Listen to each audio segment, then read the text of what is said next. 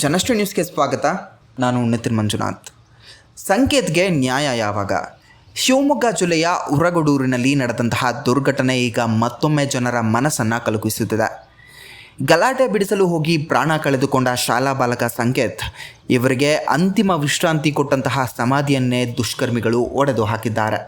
ಮರಣಾನಂತರವೂ ಶಾಂತಿ ಸಿಗದ ಈ ಘಟನೆಯಿಂದ ಕುಟುಂಬ ಕಂಗಾಲಾಗಿದೆ. ಫೆಬ್ರವರಿ 24ರಂದು SSLC ವಿದ್ಯಾರ್ಥಿ ಸಂಕೇತ್ ಹತ್ಯೆ ನಡೆದಿದ್ದು ಗುಡ್ಡೆಮರಡಿಯ ಹಿಂದೂ ರುದ್ರಭೂಮಿಯಲ್ಲಿ ಅಂತ್ಯಕ್ರಿಯೆ ನಡೆದಿತ್ತು.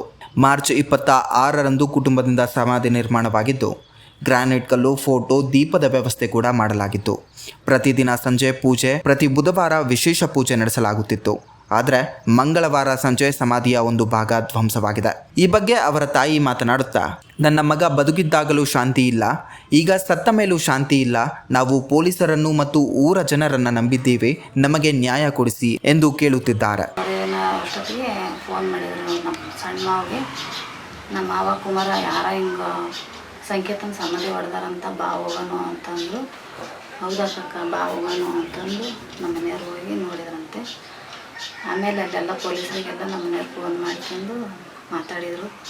ಇದ್ದಾಗೂ ನೆಮ್ಮದಿ ಕೊಡಲಿಲ್ಲ ಸರ್ ನಮ್ಮ ಸಂಕೇತಿಗೆ. ಈಗ ಸತ್ತ ಮೇಲೆ ನಮಗೆ ನೆಮ್ಮದಿನೇ ಇಲ್ದಂಗೆ ಸರ್. ನಾವು ಯಾರಿಗೆ ಅನ್ಯಾಯ ಮಾಡಿ ಸರ್ ನಮಗೆ ಈ ಥರ ಮಾಡೋಕ್ಕೆ.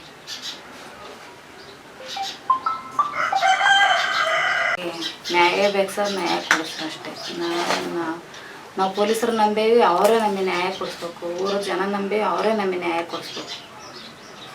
ನಾವು ಸ್ವಂತ ಇದ್ದ ಏನೋ ಮಾಡಲ್ಲ ಸರ್. ಅವರು ಪೊಲೀಸರ ಜನ ನಮಗೆ ನ್ಯಾಯ ಬೇಕು, ನಮ್ಮ ಸಂಕೇತ ನ್ಯಾಯ ಸಿಗ್ಬೇಕು ಸರ್.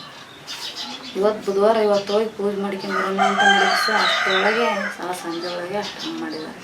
ಯಾರು ಮಾಡ್ಯಾರ ಅಂತ ನಮ್ಗೆ ಗೊತ್ತಿಲ್ಲ. ಈಗ ಮತ್ತೇನು ಕಟ್ಟಕ್ಕೆ ಹೋಗ್ತಿದ್ದಾರೆ? ಕಟ್ಟಿದ್ದಾರೆ ಸರ್, ಹೋಗಿದ್ದಾರೆ. ನಮ್ಮ ಮೈದನ ಬಂದಿದ್ದಾರೆ. ಆಮೇಲೆ ಆ ಊರ ದಾವಣಗೆರೆ ಅವ್ರು ಬಂದಾರೆ ಕಟ್ಟಕ್ಕೆ. ಪೊಲೀಸರು ಅವರು ಅದಾರ, ನಮ್ಮ ಮನೆಯವರು ಅಲ್ಲೇ ಅಲ್ಲೇ ಸರ್ ಕಟ್ತಾ ಇದಾರಂತೆ. ನಾವು ಹೋಗಿಲ್ಲ ಸರ್ ಅಲ್ಲಿ.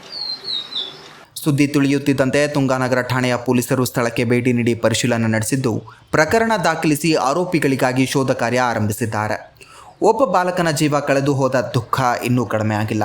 ಆದರೆ ಈಗ ಸಮಾಧಿ ಧ್ವಂಸ ಮಾಡಿ ಮತ್ತೊಮ್ಮೆ ಕುಟುಂಬದ ಹೃದಯಕ್ಕೆ ಗಾಯ ಮಾಡಲಾಗಿದೆ.